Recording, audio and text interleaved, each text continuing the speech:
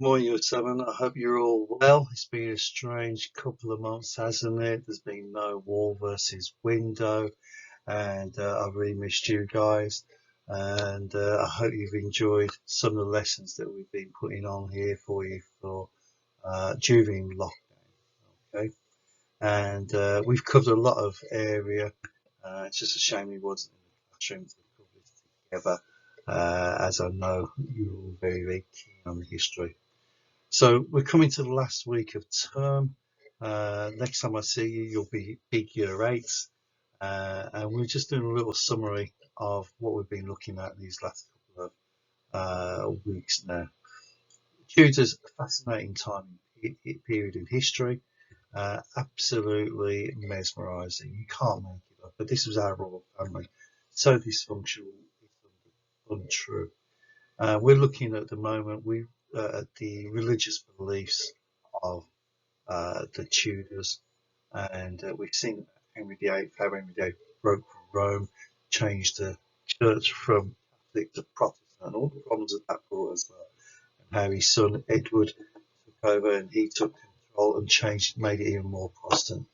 But Mary, the first, uh, she became queen after Edward died, and Mary, who was the daughter of Anne Boleyn, sorry, the daughter of Catherine of Aragon, is a slip up, isn't it? The daughter of Catherine of Aragon was Catholic. So what do we know already about Mary the First? What can we tell about this? She is looking resplendent in her jewellery. Well, we know a couple of things. That her father was Henry VIII. These are the key concrete things. Her father was Henry VIII. Her mother was Catherine of Aragon. She was the eldest of Henry's three children, but obviously Edward became king first of all because he was the eldest boy. So gender takes over from age. Sorry about that, girls. Um, Brother was Protestant. Younger sister was Protestant as well. So brother was Edward. Younger sister was Elizabeth. She was raised a Catholic. Brothers and sisters both Protestants. She came to the throne in 1553, single and childless. Now that's really important because we know that having an heir to the throne to take over from you was really important at this time in history. She married King Philip II of Spain the year after she became queen. There's a reason for that. You know, he's not going to marry someone who isn't powerful, so he married her. But sadly, they had no children to take over. She was quite old at this point. And she was given the nickname Bloody Mary. And the nickname Bloody Mary simply come about because a number of Protestants she had burnt at the stake. Those Protestants who refused to change their religion back to Catholicism. Okay, so quite a stern, fierce woman was Mary. Um, but can you see any problems that Mary would face as queen when she becomes queen after her brother had died? Have a think about those. What problems do you think she might face? So we want to think about in this last lesson of the year, why does Mary deserve to be known as Bloody Mary? This will enable us in year 8 to focus on Elizabeth and the long reign of Elizabeth I. So we want to know why Mary is referred to as Bloody Mary.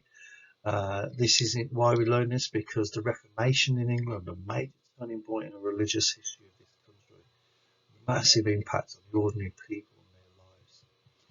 If we're successful, we can identify arguments for and against and see whether she deserves the nickname. Often nicknames are given to malice or could be affection, but I don't think Bloody Mary is going to be one of those. But we need to say, does she deserve this nickname? Okay, moving on. Let's have a look at this source. So when Mary became queen, this was written about the event in 1553 when she became queen. And it says Mary was proclaimed queen in 1553. The ceremony took place in St. Paul's with songs and the organ playing and the bells ringing throughout London. There were bonfires and tables in every street and wine and beer and ale. What's it sound like? What's it sound like? What the people of England felt about Mary becoming Queen? Well, to me, it sounds like it's a joyous occasion. You've got the bells ringing, the bonfires. The bonfires were signs of parties. Not nothing to do with bonfire night, because that event hadn't happened yet in history. Tables in the streets, beer, wine. It was a festival. It was a celebration. People were celebrating that Mary was Queen. And we often celebrate when we get a new monarch. We haven't had that feeling for quite a long time yet in this country. But it's a celebration of a new era. Now, would the people celebrating this, would that be mainly Catholics that would be celebrating that Catholicism has now taken over the throne once again? Or would it just be people in general thinking, oh, great, we can have a good, steady leadership? Because don't forget, Edward was only young, that the country was really ruled by advisors. So we have to think very carefully about this, because when we come to Elizabeth, we'll see more or less the same kind of reaction. People came to celebrate, So it's this idea about new life, new reign, a new era. Like her mother, Mary was Catholic, and becoming queen, she vowed to return England to Rome and a Catholic church. You must remember that before Henry VIII, England was a Catholic country, and people still felt a lot of loyalty to the Catholic Church. And it's very easy to say you are no longer Catholic, you are now Protestant. But what goes up here in your mind, you can't change the hearts and minds of the people so easily. Yeah. Edward had made lots of changes to the church, and England was now a Protestant country. Excuse me. How easy would it be for Mary to return England to the Catholic Church? Think about the differences in the churches. Protestant, very simple, stripped down. Catholic Church is very ornate, very decorative, lots and lots of colour stained glass windows, complete polar opposites. It's going to cost her a lot of money to be able to turn England into the Catholic country that it was. And we've got an exercise for you on your worksheet. I'm going to show you in a moment in the next slide. It's literally a case of Mary meeting up with her advisors and asking them the question, do you think we could change this country back to Catholicism? And there, as you can see, there's 7 statements. And it's yes or no. And I want you to imagine you are in this meeting with Mary and the rest of her advisors. I want you to imagine that you are trying to decide whether England could revert to Catholicism or not. Read each statement. I want you to think a yes or a no. So, first one, 400 of the most important Protestant leaders have fled to France. Would that make it easier to change back to Catholicism? Yes or no? Okay, I'm not going to go through all those. That's for you to do. Okay.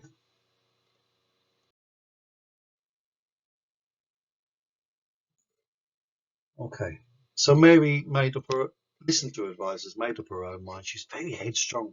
I mean, you would be, wouldn't you? Because of the way her mother was treated and the way she was treated as well. She's very headstrong. She had the support of the Catholic Church and the Pope right behind her. She believed in Catholicism at this time, very much about damnation and hell. And she believed that to save her people, the people of England, that she had to do the right thing. That's to return the country back to Catholicism. Mary's religious changes are in the purple box there. I want you to think about how these changes would have affected the Protestants. Would they have been happy with these changes? So if we revert, instead of the head of the country being the head of the church, it would be the Pope again. The English prayer book would be banned, and they return to the one written in Latin, which Catholics use. Priests again will be forbidden to be married. Now, this is an interesting one because let's think about it. In the times when we went from Catholic to Protestant, many priests had the opportunity to marry. What would you do then after you got married? Would you say to your wife and children, I'm so sorry, but we're going back to Catholicism and I cannot be married, and you leave them? What do you do? There's so many problems in this country at this time that we don't even touch on. Lots of bishops would lose their jobs, and 800 Protestants left Britain at this time. Statues of saints and will be returned to churches. The ornate altars, the ornate decoration, all back in the churches as well. When she married King Philip II of Spain, there was a rebellion in Kent. There's lots going on here, and the executions are burning those what she saw as heretics, and a heretic is someone who doesn't follow the religion set out by the state. Got her a reputation of being a very hard, difficult woman to negotiate with. Okay, so there's a clip there for you to have a look at. There is, don't forget it's a film. It's playing on this. And it's about Bloody Mary, most evil woman in history. If you might find that you're upset by some of the scenes, don't watch it. Okay, that's the advice I'll give you. Okay, so next page on your worksheet. Does Mary deserve the nickname? Does she deserve its title, Bloody Mary? So I want you to read the information on the top of the worksheet there. Okay, I want you to, so you can use the highlighter or colour pen to do this. Reasons for Mary deserving the title in one colour, reasons she doesn't deserve it in another colour. And then you'll use this evidence to answer the question on the final slide of the PowerPoint. So around the two hands there, on the one hand, we have this as a situation. On the other hand, we have this as a situation. I want you to think about what helps her to deserve the name, what helps her say she doesn't deserve the name. I want you to do that task there, folks. And then once you've done that task, we'll move on to the final. There's a question for you to complete on the final slide. Okay. Heretics were burned in the reigns of all the Tudor and Cranmer was executed in Mary's reign. Archbishop is the highest state of clergy in this country. Archbishop of Canterbury, highest state. Think about Thomas Becket, which we learned about earlier on in the year.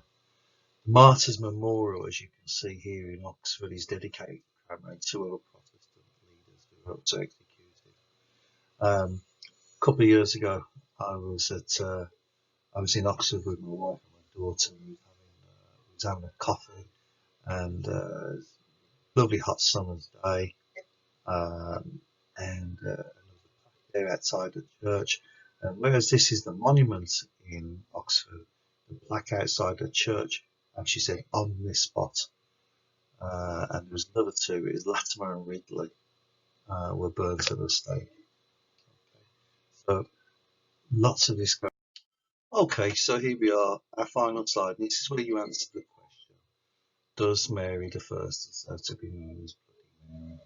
Okay, so I've put some sentence starters at the bottom here for you. And as your starter, whilst there's a lot of evidence to suggest that Mary the First did deserve the title Bloody Mary, there's also a lot of evidence that perhaps the title was unfair. Reasons for giving her the title would be, and this is where you go back to your hands worksheet. Use the information from there. Don't just copy it down, develop it. Don't use all of them. I would suggest use two.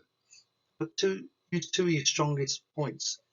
Develop those. Explain them in further detail. Okay? And then once you've done that, you go on to the other hand. However, we should consider her reasons for treating Protestants as she did, which means she doesn't deserve the title. This evidence suggests that.